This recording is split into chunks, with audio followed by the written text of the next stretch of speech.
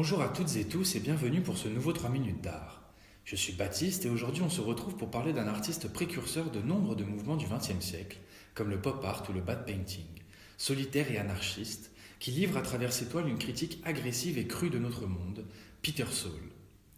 Peu connu du grand public, Peter Saul a toujours su rester à l'écart de la scène artistique et a travaillé dans l'ombre une œuvre trop directe et critique pour s'imposer sur le devant de la scène.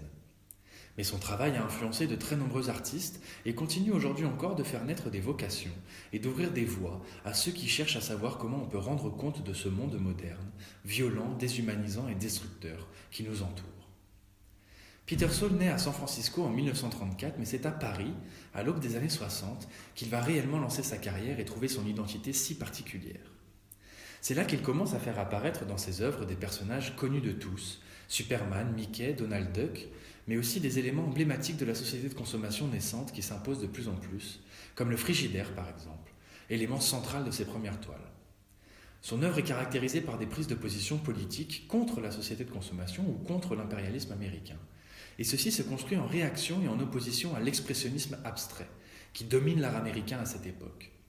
Ce mouvement prône une dépolitisation totale de l'art qui doit se faire pour lui-même, à l'intérieur de lui-même, totalement détaché de la société. Et ça énerve Peter, qui n'y voit que les élucubrations d'intellectuels qui se regardent un peu trop le nombril. Pour lui, l'art sera politique ou ne sera pas, et il se fera à l'encontre de tout mouvement, de tout groupe, dans un isolement quasi total et hermétique. Dans le contexte bouillonnant des années 60, Peter Saul ne manquera pas de sujets à représenter sur ses toiles grotesques et bariolées. Car de la couleur, il y en a. Omniprésente, oppressante, caricaturale, elle nous explose à la figure dans un grand concert d'êtres déformés qui nous renvoie au mal-être et à la violence qu'il décèle dans le monde qui l'entoure. Il est un des rares artistes plasticiens américains à représenter la guerre du Vietnam, comme sur cette énorme toile peinte en 1967 et sobrement intitulée Saigon. Ce tableau est très représentatif de l'œuvre de Saul. On y retrouve le foisonnement d'éléments et de personnages qui peuplent son univers et la centralité de la caricature dans sa façon de représenter ces personnages, ce qui lui permet de faire ressortir de manière encore plus saisissante les choses qu'il souhaite dénoncer, au premier rang desquelles la violence qu'exerce son pays d'origine sur les citoyens de tous les pays. Il accompagne ainsi toutes les luttes qui traversent le XXe siècle. Il consacre plusieurs toiles au personnage d'Angela Davis, par exemple, féministe afro-américaine, et soutient ainsi à sa façon le mouvement pour les droits civiques.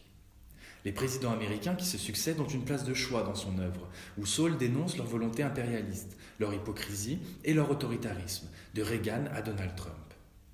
À travers son travail, Peter Saul réinvente véritablement la peinture historique, et il n'hésite pas à piocher dans les grands chefs-d'œuvre de l'histoire de l'art pour déployer sa rhétorique critique et ses caricatures qui en disent beaucoup sur notre époque. Peter Saul, c'est un personnage et un artiste atypique qui s'est construit à contre-courant et qui malgré lui a participé à l'émergence d'un art contemporain qui se saisit pleinement des enjeux sociaux et politiques qui l'entourent. Il déploie une critique acerbe à laquelle personne n'échappe et il a grandement participé à remettre l'art au centre de l'arène du pouvoir, loin de l'élitisme qui caractérisait ses pairs. En somme, il repose une grande question de l'histoire de l'art. L'art peut-il être un contre-pouvoir à part entière capable de faire évoluer nos sociétés ? Je vous laisse avec cette interrogation. Merci à toutes et tous de m'avoir écouté, et on se retrouve dans 2 semaines pour de nouvelles découvertes. À très vite!